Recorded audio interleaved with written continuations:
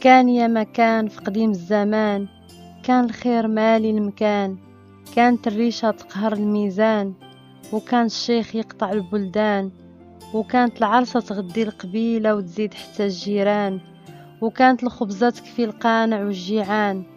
كان حتى كان، وفي قرية بعيدة وطريقها شديدة، الركبان اللي قصدوها يعياو واللي ما قصدوها يتمناو، حين الخبار اللي توصل عليها والخير اللي فيها ما تخلي حد في دارو. قرية الخير وناسها خيار، ما فيهم لا حسد لا مكر، ما يجبدوا عار. الضيف فيها مكروم والهارب فيها محمي وحتى المظلوم. وفي هاد القرية كان فيها واحد الدراز، راجل طيب، اللحية بيضة كيف كلمته، وكلامه صافي متقون كيف خدمته. في الصيف ينسج الحايك والمخابل، والبرد ينسج جلالب والدرابل. وكانت عنده بنته، وبنته كانت صورة لبوها في أخلاقها ومناقبها، كانت تسمع الكلام وما تردو، واللي ظلمها أو ظلم بوها توقفوا عند حدو، حيت غير هو اللي عندها، ومداها الله وخلى ليها باها. بعد ما رعاها في صغرها هي ولا ترعاه، وبنته كانت مسكينة عمية من زيادتها، لكن عمى البصر ما خدا منها البصيرة. وبعد ما كان بوها بصحته يدرز وياخد درازو السوق، دابا خانته مسكين الصحة، ولا اللي درزو تاخدو بنته السوق. تركب الحمارة، والحمارة كانت عارفة طريقها، غير تسمع الرازيد تشد طريقها، وغير توقف تعرف بنت الدراز باللي وصلت للسوق. وعلى أين ما محتاجاش توقف، حين صوت السوق معروف، الكل ينادي على سلعته. وبنت الدراز كانت في السوق معروفة، ما يخونها شاري وما يغدرها تاجر. وفي العشية تركب الحمارة وتحزم السراير وتقصد الدار، والدراز بوها كل ليلة يتسناها وما يتهنى حتى تفتح الباب سالمة غانمة. وكان كل ليلة بعد العشاء يقول: الله يفرشك بنتي بالرضا ويغطيك بالرضا. وبنته كانت تجاوبه وتقول: رضاك عليا يزيد البصيرة، كنشوف الدنيا قصر ودارنا كبيرة. واستمر الحال هكا، الدراز يخدم في الدار بالصحة اللي باقية ليه، وبنته تبيع وتشري في السوق، وفي العشية ترجع بالسراير ليه، عايشين في الخير والخمير.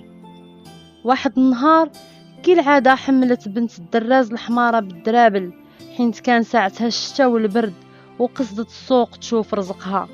قرب يظلام الحال وخف صوت الناس، وعرفت باللي السوق بدا يخوى من صحابه. جمعت سرايرها وركبت الحمارة قاصدة دارها. في الطريق كانت تشتى من السما، والطريق عمرت بالماء، وخطاوي الحمارة تقالوا، واللي القرب يرخي حبالو.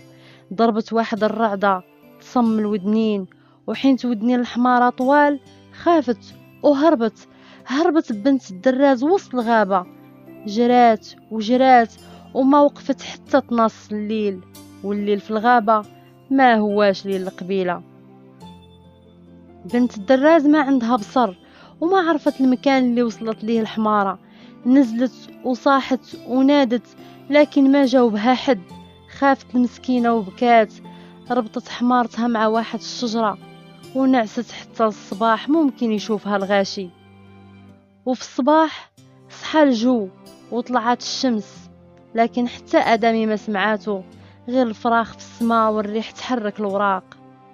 الدراز مسكين في دارو الليل كامل يقلب على بنته، مشى السوق ودروب القبيلة، سول الجيران والصحاب والحباب، لكن حتى حد ما عنده خبار بنته. قال غير الشفارة هادو طمعوا في السراير وأداو لي بنتي. رجع للدار كيتسنى من نجيب الخبار. بنت الدراز ركبت الحمارة وكملت الطريق، إلا تلقاها تاجر ولا مسافر تحكي له الحكاية ويرجعها للدوار. لكن الغابة سالاس وحتى واحد ما لقات. صاحت ونادت ولا من يسمع صياحها. الحمارة شوية وقفت وما بقات تحركات. خافت بنت الدراز وقالت: ياك ما هادي شي حافة. نزلت من فوق الحمارة وحركت عصاها القدام، عصاها مسات العود والعود تحرك. حين الحمارة وصلت لدار وسط الغابة، وقفت قدام بابها. بنت الدراز فرحات وقالت: يا أهل الدار، هادي ضريرة مضرورة تاهت في الغابة المهجورة، بويا شيخ دراز ما يقدر على الهم ولا المرورة. جاوبتها من الداخل مرا كبيرة: تعالي يا بنتي، اللي ضرك ضرني، إلا كنتي ضريرة أنا بحالك، وإلا بوك بعيد عليك حتى ولدي بعيد عليا. تحسات بنت الدراز المكان وربطت الحمارة ودخلت للدار. المرأة العجوزة حتى هي كانت مسكينة ضريرة، خرج ولدها يجيب دواها من بلاد بعيدة، وبقات مو العجوزة في الدار وحيدة. كان عندها في الدار طير وقط وكلب، كانت ملي تبغي تاكل وتمشي لبيت الطياب تبع صوت الطير فين ما تحرك، وسمعات صوته تتبعه حينت هو درب ولدها باش يعاونها في الطياب. وكيف الطير كان القط في بيت الرقاد، والكلب في الحطب وحراسة الباب. وهكا كانت العجوزة عايشة في الأمان حتى يرجع ولدها، لكن صحتها ما عادت ديال الخروج والسفر. هادشي علاش ما قدرت تمشي مع بنت الدراز توريها طريق القبيلة. مرت الأيام وبنت الدراز مع العجوزة في دارها، وبيناتنا ما شافت منها غير الخير والكرام. كانت بنت الدراز تعاونها في الطياب والحطب وتسقي وتنقي، وحتى العجوزة كانت دايرها بحال ولدها اللي غاب شهور. وفي القبيلة الدراز حار في أمره وما صبر على فراق بنته، حيت بنته هي اللي بقات ليه. كان يشوف في المنام باللي بنته حية ومعاها بنت بحالها يجريو ويلعبوا، وما عرف يفسر المنامة. زار فقيه القبيلة وقال: واش هاد المنامة حق ولا باطلة سيدي الفقيه؟ وكان يجاوبوا الفقيه: المنامة حق، والضريرة بنتك مع من يونسها، ما هي سحارة تغدرها ولا آدية دنسها. بنتك لا محالة راجعة بإذن الله، غير المكان اللي فيها ما يعرفوا القريب ولا البعيد سيدي الدراز. الدراز من اللي عرف تفسير الحلم ارتاح قلبه وترفع كربه، لكن ما يطمئن حتى يشوف بعينه بنته يمسها بيديه. أما بنت الدراز في الغابة لقات أم جديدة، واخا ضراير بجوج كانوا فاهمين متعاونين وراضيين باللي كتب عليهم الخالق. واحد اليوم غاب الطير فرفر بجناحه وغاب ليه لاطار، وفي اليوم التالي تبعوا القط، والكلب تبعهم في اليوم الثالث. وهكا الحمل كله طاح على بنت الدراز، خاصها تطيب وتنقي وتسقي. بنت الدراز بنت طيبة ما ترد النعمة بالجحود، كيف ما ضيفتها العجوزة في دارها خاصها ترد الجميل. مضات الأيام والعجوزة بدات تعيا وتمرض، ومن غيرها ما كاين اللي يقابلها، وعياها ما لقات ليه دواء غير الصلاة والدعاء. في واحد اليوم قربت العجوزة بنت الدراز لعندها وضحكت وقالت: انتي عندي بحال بنتي، خدمتيني وصدقتيني، وباش نعرف نجازيك ما عرفت كيف. إلا شي حاجة تشاف ما شفتها ما تشوفيها، وإلا شي حاجة تكال تاكليها وتنسايها. جاوبتها بنت الدراز: جازيتيني برضاك عليا، حينت الضرير ما يرضى على الضرير بحالو غير لا صدق معاه في قولو وفعالو. قالت المرأة العجوزة بعد ما خرجت سرة صغيرة من صدرها: أنا غادي نجازيك خير الجزاء. هاد الصريرة فيها خاتم، وهاد الخاتم مذهب ما ياخدو غير الصادق الأمين، كنت مخلياه لولدي لا رجع، لكن ما باين لي ليه رجوع. بكات بنت الدراز لحالها ولحال العجوزة، لكن ما فقدت الامال، وكانت تقول: اللي قادها لدار العجوزة وسط الغابة يقودها للقبيلة غير الصبر والتوكل. مرات الايام والعجوزة تسوء حالها يوم بعد يوم، ضعاف عودها وقل كلامها. وفي واحد الصباح فاقت بنت دراز كالعادة ومشات طيبة عصيدة خفيفة وجات تفيق العجوزة، لكن العجوزة كانت عند الله روحها. شحال بكات بنت الدراز ملي عرفت أنها بقات بوحدها في الدار وسط الغابة، لا ونيس ولا جليس. خافت لا تخرج من الدار وما تعرف ليها رجوع، وخافت تبقى في الدار يقتلها الخوف والجوع. وداز اليوم الأول وتبعو الثاني، وبنت الدراز وسط الغابة تسنى، وبوها يتسنى وسط القبيلة، واحد ما عرف الاخر طريق. في اليوم الثالث سمعت بنت الدراز صوت العود يجري في الغابة، والصوت قاص الدار، وشوية الصوت هدا وخطاوي الراكب قربت. فرحت باللي سمعت الباب تفتح ودخل الداخل، قالت بنت الدراز: شكون الداخل؟ ياك ما قطع الطريق ناوي بأهل الدار الغدر، الغدار قد ما يربح يخسر. جاوبها: شكون انتي الغدار الشفار، هادي داري ودار والدية، بنيت حيطها وسقفها بيديا.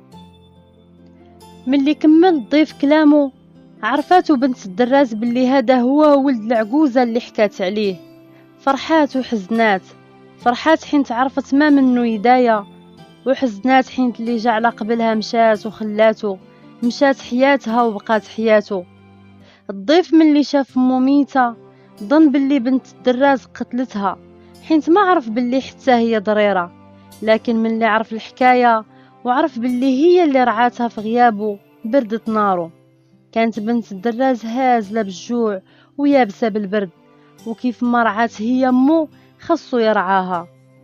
بعد ما وقفت بنت الدراز ورجعت ليها صحتها قال ليها: إلا شفتي لوان الغابة ولوان الناس، وشفتي ذهب الزينة وشفتي الماس، ولون الشعر وزواق الحايك اللي فوق الراس. سمعت بنت الدراز كلامه وقالت: كنشوفو في ظلام الليل، حينت اللي خدا البصر خلا ليا البصيرة، لكن كالحلم نشوف بويا وقبيلتي وحبابي وصحاباتي. وقف وقال: الدواء اللي جبت معايا ما ضاع الا ما كتبش لامي، راه مكتاب ليك، هاكي هاد الماء رشيه على وجهك وقطريه في عينيك، والبصر ان شاء الله غادي يرجع ليك. فرحت بنت الدراز بالخبار وخدات الدواء رشاتو وفي عينيها قطراتو، ظلام ولا نور، والعين اللي عمرها ما بصرت ولات تشوف. فرحت وزغرتت وكبرات، خرجت تجري للغابة تشوف الورد اللي سمعات عليه وشماتو، وتشوف الربيع اللي مشات عليه. وهكا ولات بنت الدراز ضريرة، واللي كانت ضريرة زادها البصر على البصيرة. فاعل الخير فرح باللي كان، وعرف قبيلة بنت الدراز وهزها في عودو وقصد القبيلة. الدراز فرح ببنته اللي رجعات سالمة وبعينيها غانمة، القبيلة كلها فرحات. فاعل الخير بموت مو ما بقى عنده لا فرع لا أصل، وكجزاء الخير اللي دارو زوجوا الدراز ببنته، وعاشوا في القبيلة عيشة هانية فرحانة، وخدا حرفة الدرازة من الدراز. وبعد ما كانت بنت الدراز تمشي للسوق ضريرة، ولات تمشي بنور عينيها، لا حمارة تقودها ولا شفار يضحك عليها. وهكا مشات حكايتي من واد لواد ومن بلاد لبلاد، يحكيها الجداد للصبية والحفاد.